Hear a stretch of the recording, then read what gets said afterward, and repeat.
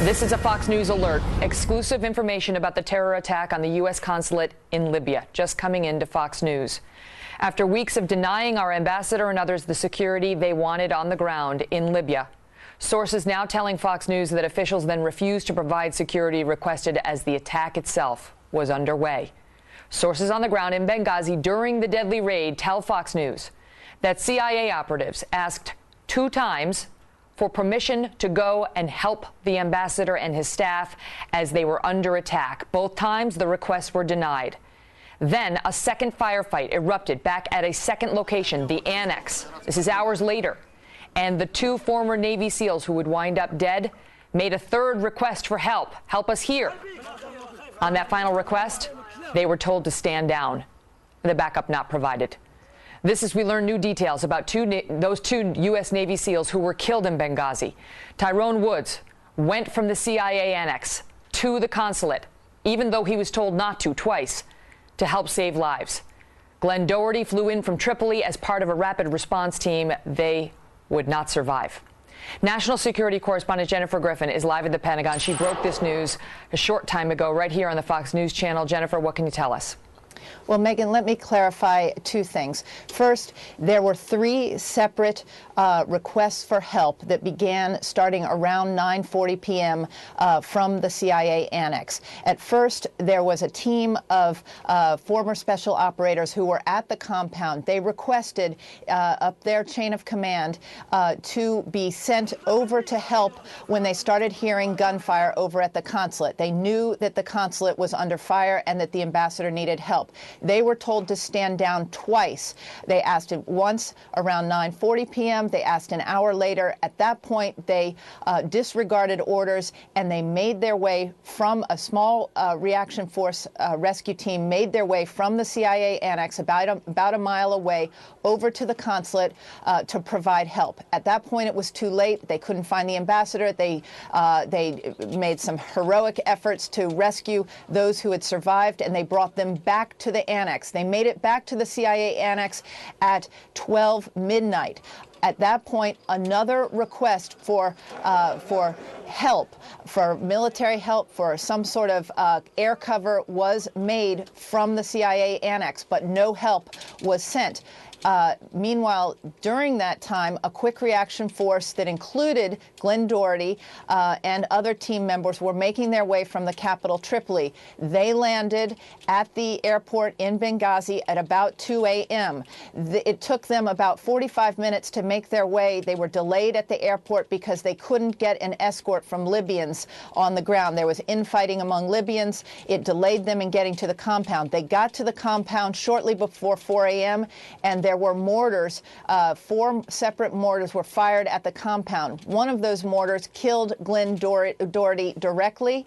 Another one hit, there was a machine gun position on the roof. Tyrone Woods was hit at that time.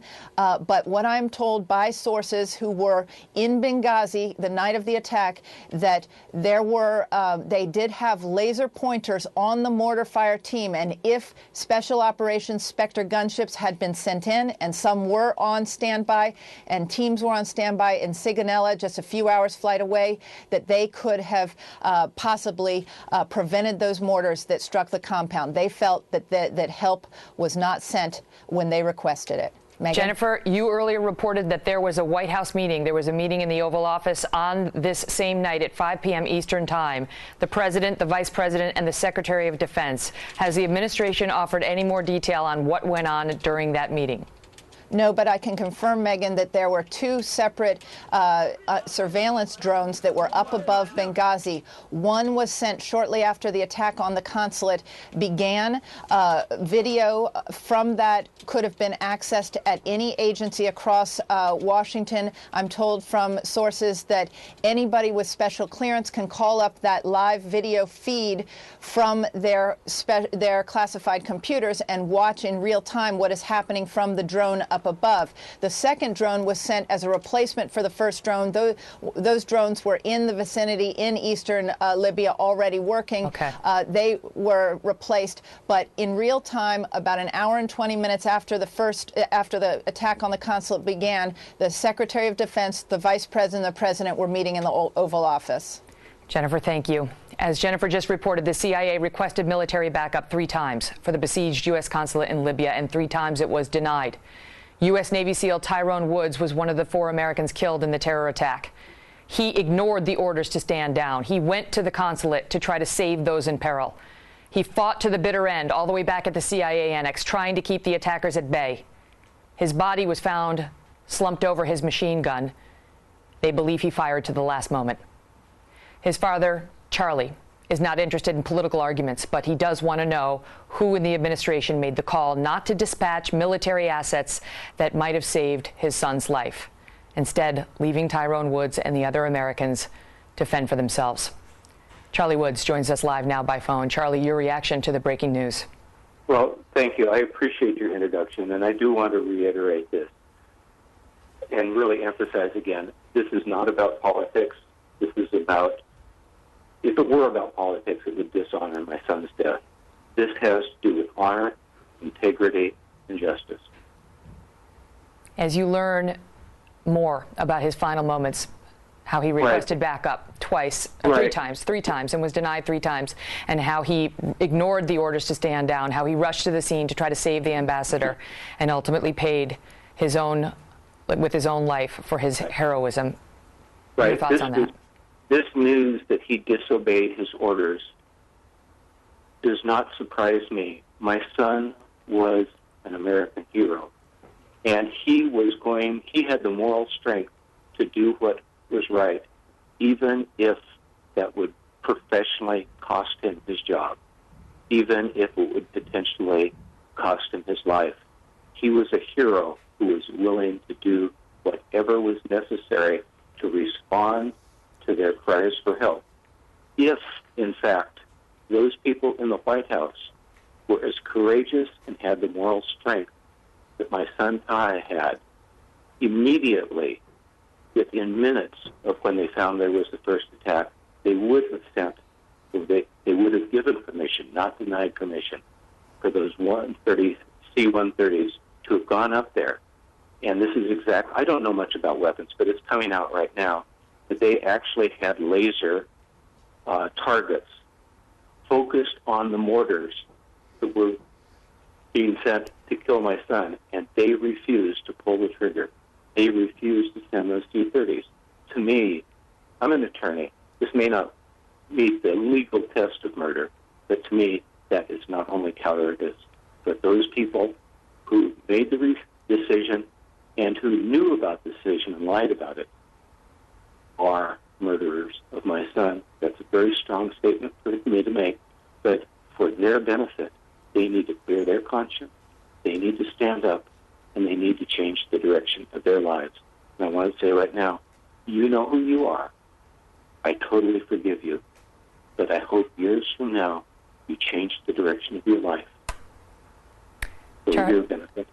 Charlie, do you feel like you are getting straight answers from the administration on this? This is all a pack of lies. And that's one thing, as a father whose son was killed, I do not appreciate lies. I do not appreciate cowardice, and I do not appreciate lies. And I'm a loving person. I love my son, and I want to honor him. And I hope I'm not speaking too strongly, but I am very glad the facts are coming out right now. The reason I'm even speaking up, our family had made the decision not to say anything. But after the facts came out, that in real time, the White House, from minutes after the first bullet was fired, they watched my son. They denied his pleas for help. My son violated his orders in order to protect the lives of at least 30 people. He risked his life to be a hero.